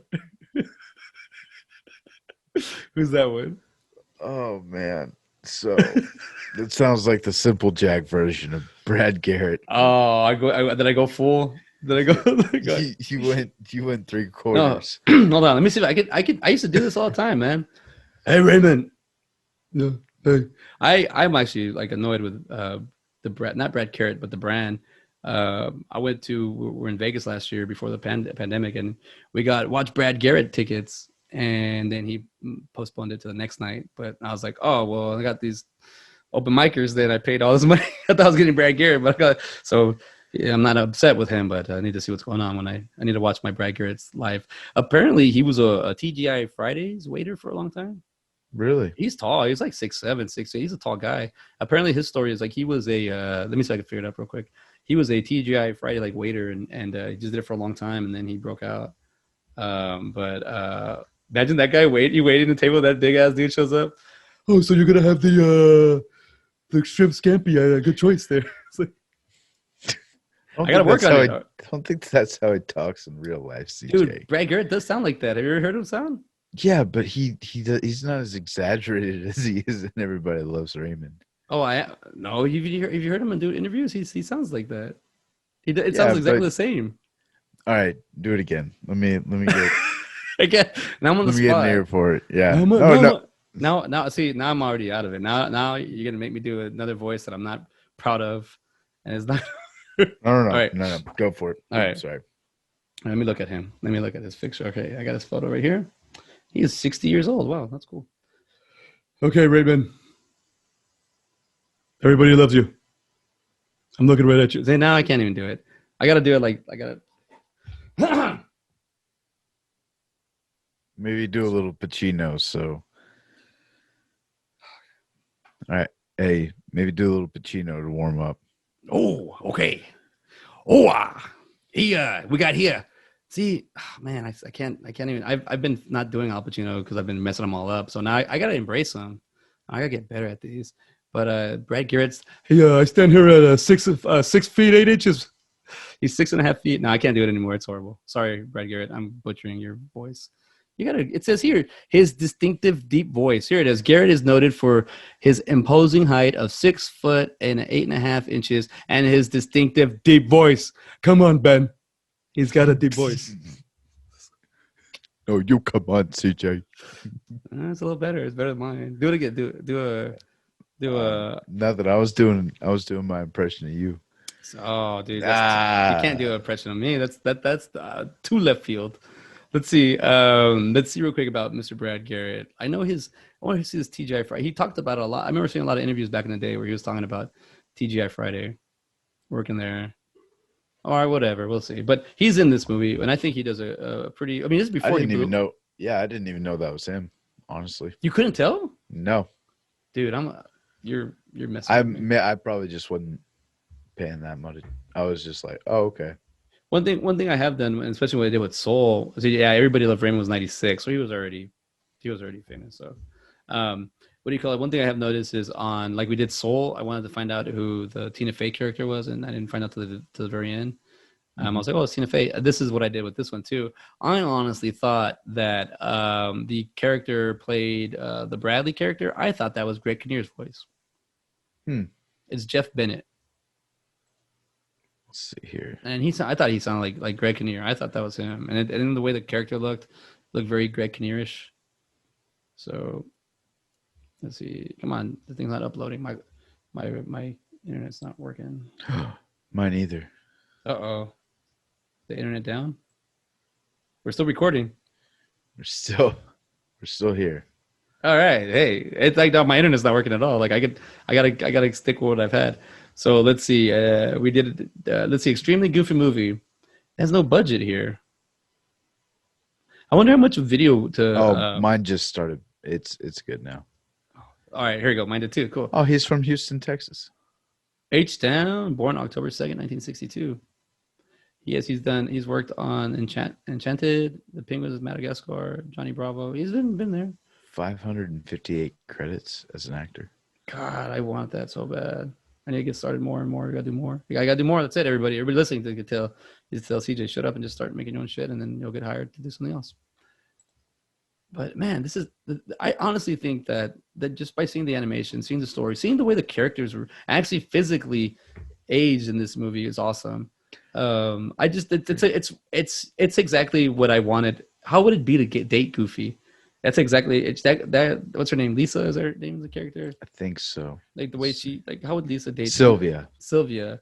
Like that's gotta be tough, man. Like to date a guy that loves you, but he's a big old goofball. And I mean he picks up skating real easy. Now I'm wondering if Max wasn't a natural, it's just a genetic inheritance. Like those guys that come from long line of like, Viking strength and brute tenacity, and they're like, oh, I work out every day, and then you meet like their younger out of shape brother, and he's just as strong, and you're like, nah, you come from good genes, man. Like, it's like I like that. Let's see here. Oh, Stacy from the first one. She makes another. Yeah, a co-ed. Co-ed. I just saw that too. That's cool. They brought her back. Mm-hmm. Jenna Von Oy. I think that's how I would say it. Yeah. And then let's see here. Rob Paulson. His name was Rob Paulson. Jim Cummings is Pete. There it is. There. Okay, goof. I'm doing more Sandler. Whoop did he do? Dude, that beret wearing that trips me out. Okay, so I thought Pete was a cat, and I thought the beret chick was a cat, and I was like, why is Bobby trying to hook up with a cat? But really, they're all dogs. They're all dogs. Now, do all these dogs go to heaven? That's another. Yeah, I mean, Sheen's there. I mean, you got to. Is there a bear in one of these characters? I could have sworn there was a bear. The guy that does the time. Is he the when they say when Bradley goes, oh, they're out of time, and he goes, wait, I got not one chicken minute. I got 5 seconds. Yeah, maybe other woodland creatures. Yeah, I just what that could be it. Where does it decide what it has? And then what's I would say that what fired him was a mole, like that. It doesn't even look like a dog. He's like, you're fired. Yeah, you're right. I mean, yeah, you're right. Even like this movie's very kind of. I mean, now that we've like in 2000, I guess it'd be like a new kind of movie, but we've seen this kind of story a lot where the dad has to come in and help out, and we already knew it was going, but the way they do it, and also, did you see the blimp? It said ESPN. When did Disney buy ESPN? Ooh, that's a great question. Because that was right. I was like, did that? They were really heavy on the X Games too. Yeah, and 96, of course. Yeah, they were slowly. I don't even remember ESPN being with Disney like until 2000. But god dang, this is. Yeah. I mean, it's their moves. They do their moves. Disney does moves, and that's where they're at now.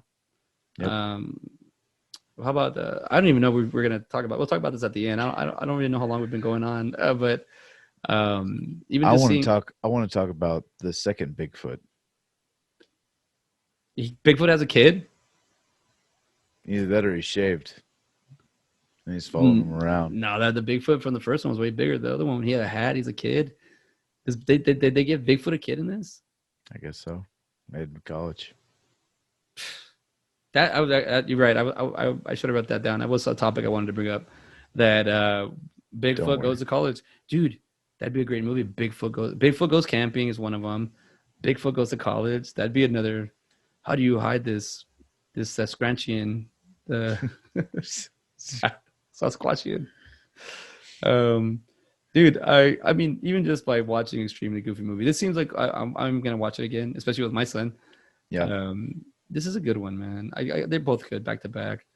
They're silly. They're goofy. They're exactly what you're supposed to be. Yeah. Getting a Goofy movie. You're watching it and you're like, okay, this is grounded in reality. And then you see something crazy happen. And you're like, okay, this is a cartoon. Like jumping from cliff to cliff, from one rock to the next, doing some crazy stuff, You remember that, but you remember it's like it's crazy how it goes back and forth. I think it's a very good mix of like, oh, this is a cartoon. This is meant for You're right. kind of You know? You're right. At some points, you're here and it's a cartoon, but it doesn't feel like a cartoon. It feels it can bring you this. It can bring you in. The comedy's comedy, Yeah. in this thing. Man, even I didn't even realize it till now. I'm watching it when Goofy pays the DJ to play the music, and the guy pulls out tracks, and they're all dusty and stuff, like the vinyl records. Hmm. Like it's like, oh crap. I mean, even at this is a college bar, I'm assuming, and I mean, damn, that librarian is really hot. It's like, but for Goofy, Goofy like he gets him. Um, yeah, he's got the. I mean, that would be if I was Max, I'd be like, yeah, that's my dad with that librarian that she didn't look that hot at library, but look at her now. It's like, Yep. or it was like my brother. Even with my gay brother, I'd be like, yeah, that hot guy over there, that's my brother's boyfriend. Yeah, that hot guy, I know him. He's related to me. Like I'll take pride. I don't care. Hey, belongs to one of us. You Yeah. know. Yeah, Right over here. Yeah. yeah, yeah, you. What do you think about the overall plot of the first one to the second one? The ideas they went with. The first one I think was fantastic. It was a simple concept. It was a road trip. It was a buddy comedy. He had a place to get to. How they ended up there in like what, a guitar case and like a suitcase, and that's how they got in. Like it's a goofy, it's goofy how they It's get in, but it moves in a line, and so does the second one. It moves in a line too. It's just, I don't know. Just a goofy movie is more memorable. I think honestly, I think I had only caught bits and pieces of an extremely goofy movie. I don't know if I'd ever watched it all the way through. Until that meme, I didn't even know it existed. Yeah, and the whole like Brad plot, I thought in the second one it was like, okay, you got Van Wilder, Yeah, I think that came out later in 2000, if not 2001. 2001, I believe. Yeah, so you have the stereotypical like rich kid, he looks like he's from money, everything like that. What I thought was crazy was like the eyes. Whenever you got real close up and they were like really endangered, the eyes would go black and white, black and white. Did you see that? Yeah. Thought that Those was cool. those little touches are awesome, man. I mean, even like when as me doing a graphic and an animation, or when you do a 2D, like you would have to sit there and like draw it out and put the effort into it. And I think it makes it better though. I think it makes it worth it. I believe it really does add. Like, right, I forget they show a shooting star in the scene with Goofy and Sylvia outside, and I like to put a shooting star in a movie. Like, one, it shows it's great to show it, but two, that was hard. Like, it takes just a little streak. It's hard. You want it nice. He goes takes the flowers, and he knocks her off the ladder. Like, yeah, I expect Goofy. If you're dating Goofy, you're gonna have that shit. Yep. Don't expect to go on a date. It's gonna be normal. Like, you have to be some kind of crazy to date him. Like, you yourself have to be some kind of nut to be like, oh, this is normal. Exactly. Or you have to be from a traumatized family and your upbringing, and you're like, dude, this guy, I'll take this over what I was raised with. This guy's so nice. I do love the montage though. Like, it's pretty funny how they show it. I forget Bigfoot's part of the fraternity. The Bigfoot son, he's part of the man. I mean, even he lights the guy's butt on fire. So they like, it's like Goofy.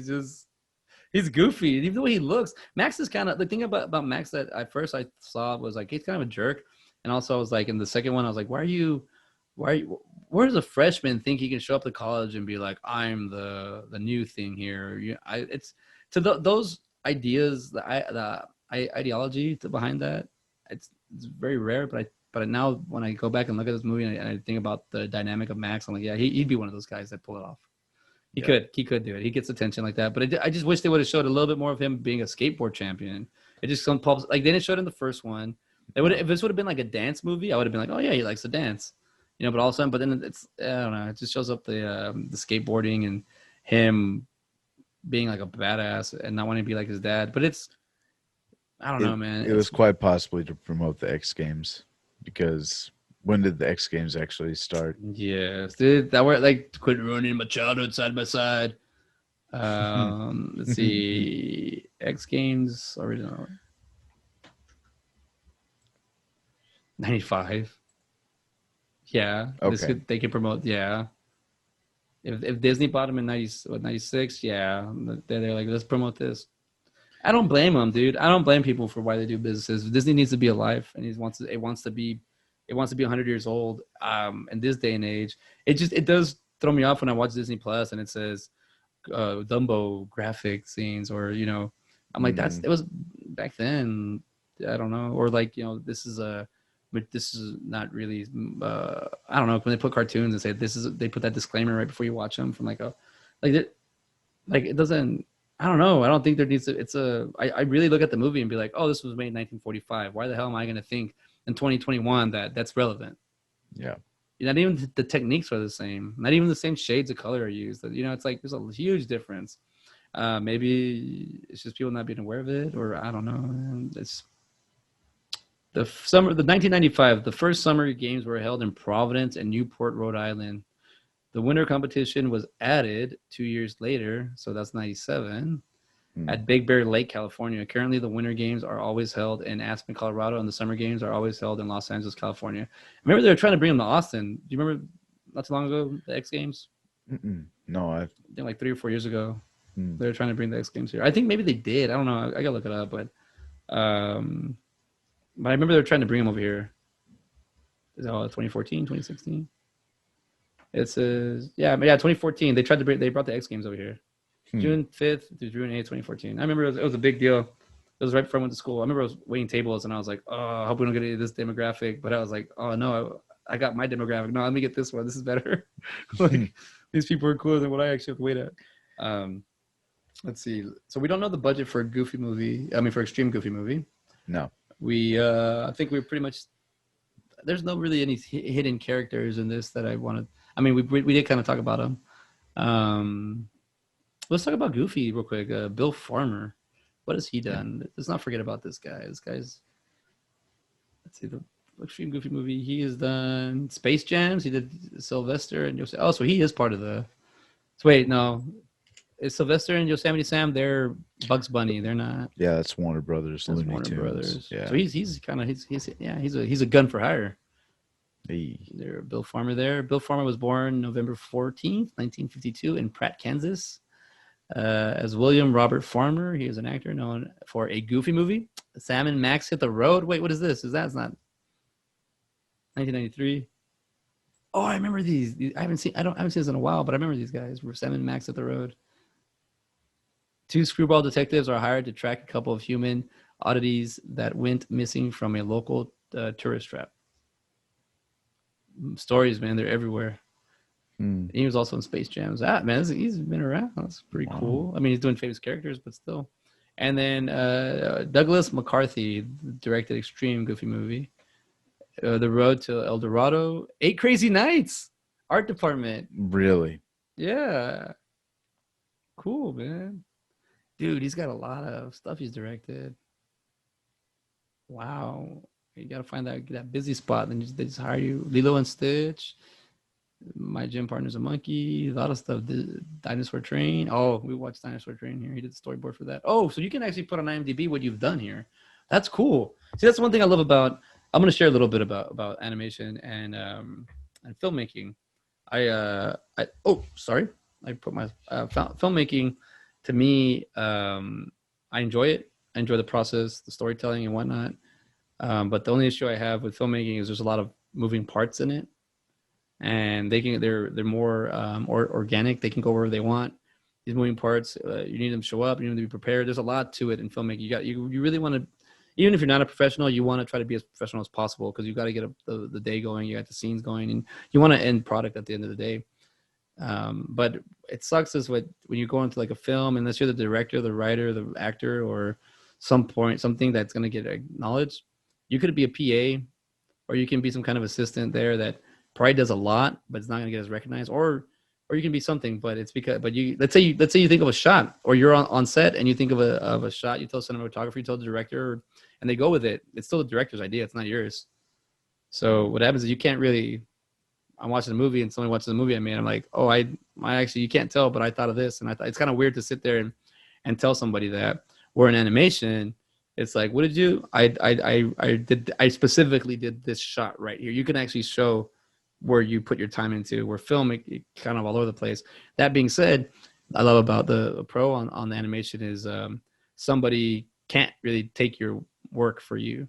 You can't, unless you draw something and I say I drew it, but I can't really say that you did all the. If you went and did everything, you can prove there's files or things like, hey, look, I did this, or you can say, hey, that's the overall storyboard artist. Like you're gonna get that. Where film, it's like, oh, I was in that movie. You're not in it. Oh, I helped. I was a stunt double. Or I was. You can't. It doesn't. You could just say your one line. I was the extra in that. I was a stunt. Unless you can't really do that in a movie because there's too many moving pieces. Where animation, everything has to lock up together because they have to go in one frame. Man, I think it was Quentin Tarantino. I heard the other day. I've been listening to my filmmakers like crazy, and I got into Tarantino, which I'm not gonna say I'm a huge fan. I respect his work and I love it, but now as I'm getting older, now I understand why I'm maturing with I've seen a lot of his stuff, and now I'm seeing Tarantino's things. But he talks about how it's an illusion of filmmaking. It's not a reel of film that's moving. It's one shot that you make it look like it's moving.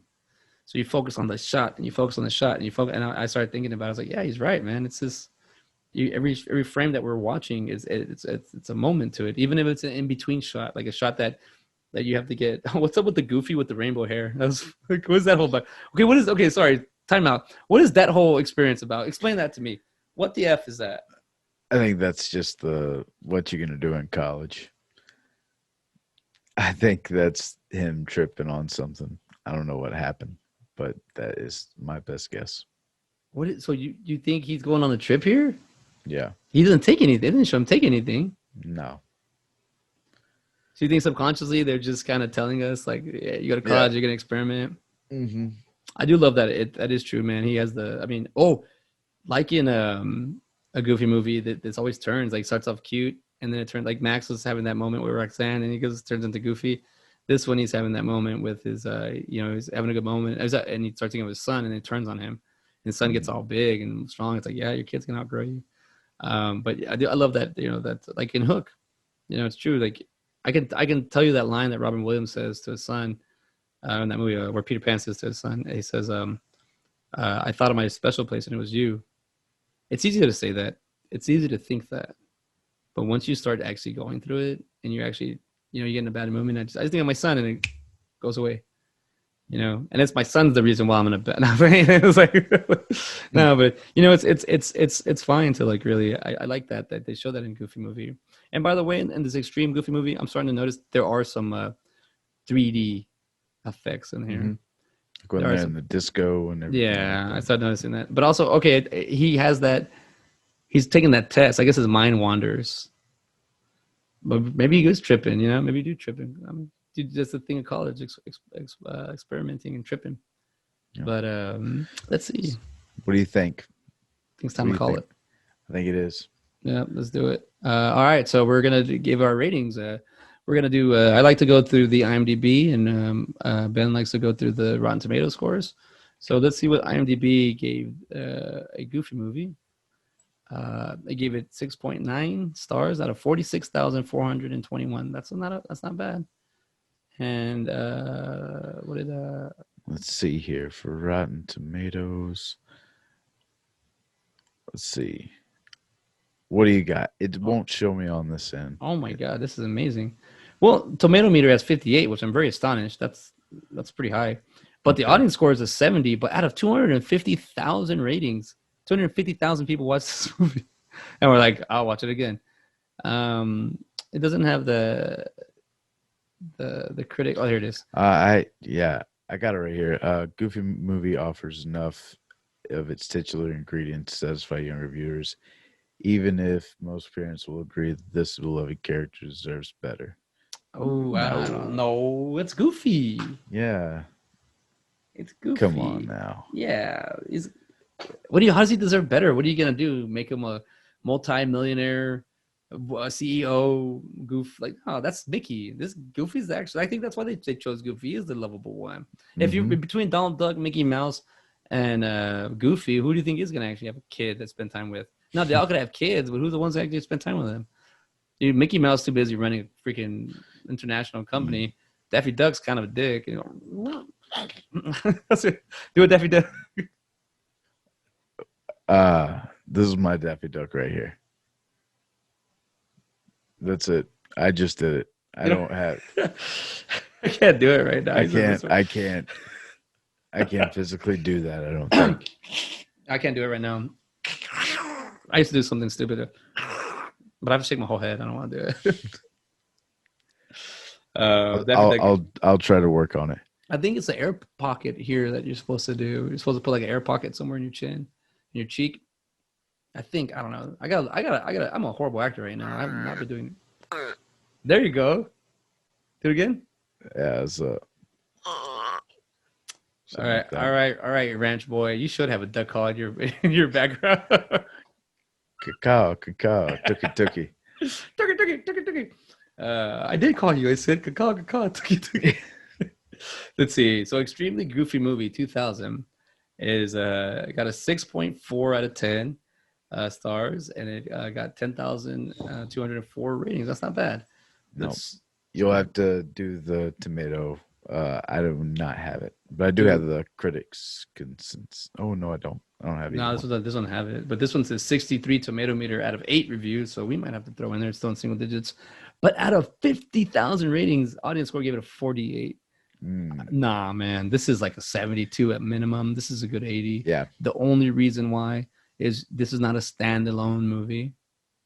You can watch it as a standalone if you wanted, but there is a what's it called, like a predecessor or precursor to this one, and there's growth in the characters. There's growth in the story. I would like we started in the beginning. I wouldn't even mind watching one right now. If they did another Goofy movie with Max and Goofy, I would like to see how do they handle, you know. I think it would be good. I mean, Max would probably have a teenage kid at this time. Yeah. You're right. You could do like they did with Vacation, and Rusty's a grown up, and I really enjoyed that movie, and it had Chevy Chase in it. So the Vacation? Yeah, with Ed Helms. Like it wasn't terrible. The new one? No, I haven't seen it. What are you talking about? Oh yeah. It's Vacation with Ed Helms. It's on HBO Max right now. Oh, HBO Max. Vacation. Oh, Ed Helms. It's like a remake almost. I have seen this. Oh, no, wait.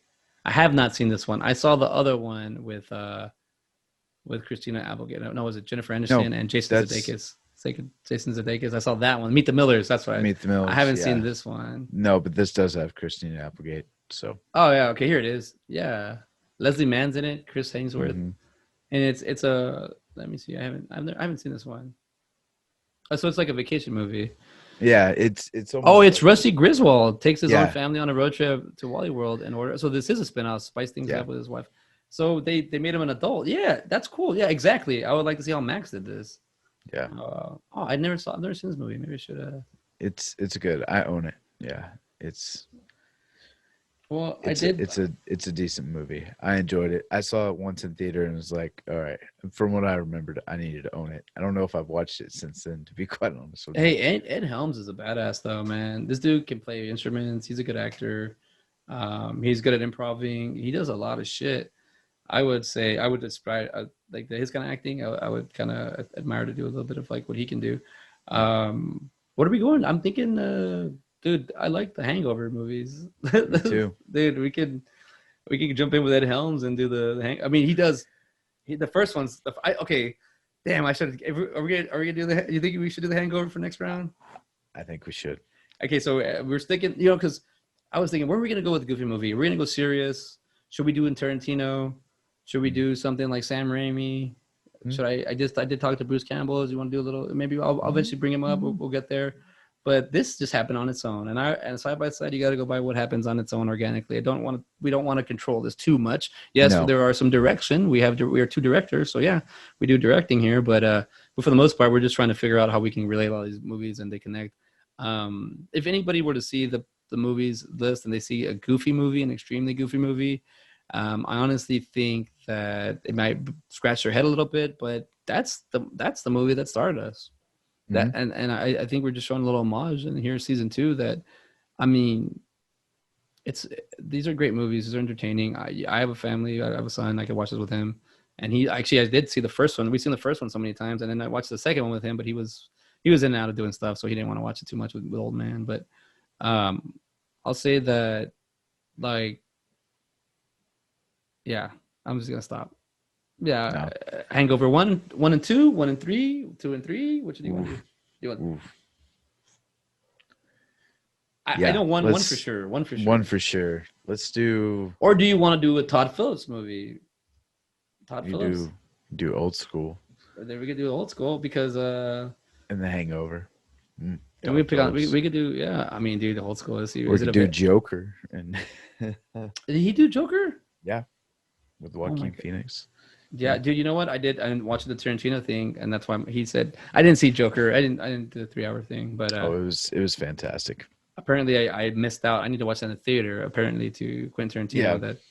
Yeah. Here it is. Todd Phillips right here. Let me see. Do you want to do that? Do you want to go? I think I like to do maybe a Todd Phillips. Because this top movies are Joker, Due Date, Old School, and The Hangover. Oh yeah. Yeah, I think we should do Old School and Hangover. There's a huge jump from there to there. Because the other ones are 2019 and 2010, and this is in the beginning. Yeah. Let's see, where's Old School available? I might own it. I think I own it. I don't care. I'm gonna own it this week unless I can get out of my house. We'll see. It snowed. Oh yes, and this episode is actually very sentimental. It snowed in Texas, and it's kind of cool. We got it down. Yep. But I think this is tough. What's up? Real quick, just so our ratings for a Goofy movie. That's true. All right, Sorry, we almost at that slide. Yeah, so I'm gonna do a solid 10 for a Goofy movie.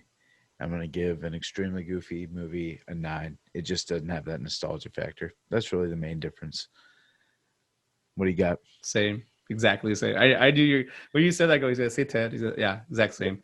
Goofy movie's a 10, and extreme Goofy movie's a 9. Now, if you're someone like us who actually gives into the universe that the movie's in, the story, you could probably give extreme Goofy movie a little bit more. It could probably hit a 10 if you see the continuity and you see everything. But if you just want to do a standalone movie and just say, I think a Goofy movie is a 10. Yep. And I think an extreme Goofy movie is a 9.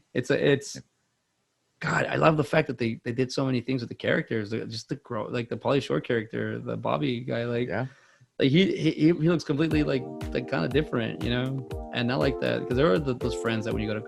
And that's one thing I want to talk about when we'll lag on a little bit. When you graduate from high school, I feel like 18 kind of just resets you and you start all over or something. I just remember it was just funny when I lived in Austin and people would either try to move over here or they come and hang out and then they change their name. And I'd like, what? Like, I didn't know you by that name. I gave somebody that if we had a nickname growing up for them and then they would start using their real name, like I'd be like, okay, well then that's cool because you can do whatever you want, you know. At that time, I was like, okay, you want to be called X, okay, or like whatever, you know, like you want a different. I guess they're trying to reinvent themselves, recreate themselves. And when I see a lot of people, I mean, it's one thing to say it and then do it and actually do it right, but to see Max, I can see him like right away wanting to establish himself in a Goofy movie, extremely Goofy movie. So if you can kind of see the growth and all that, yeah, go for it. But hey, we're moving on to Todd Phillips. We're gonna definitely get into Todd Phillips. I didn't even realize we were gonna go this route, but we're going into Todd Phillips. So that means that I'm eager. I don't know a lot about him. I've seen a lot of his movies. I know he likes to do cameos in his movies with that mustache and that curly hair, but I need to know a little bit more about this guy. He does good comedies. So thank you for coming in and listening to our episode of a Goofy Movie and an extremely Goofy movie. Next week, we're doing Todd Phillips, Old School, and Hangover. The Hangover. So, looking forward to it. Hey, y'all have a great evening. And if you're in Texas, hopefully that snow is melted by the next time we do our podcast. Bundle up. Yep. All right. Well, everybody have a good night. We'll see you later.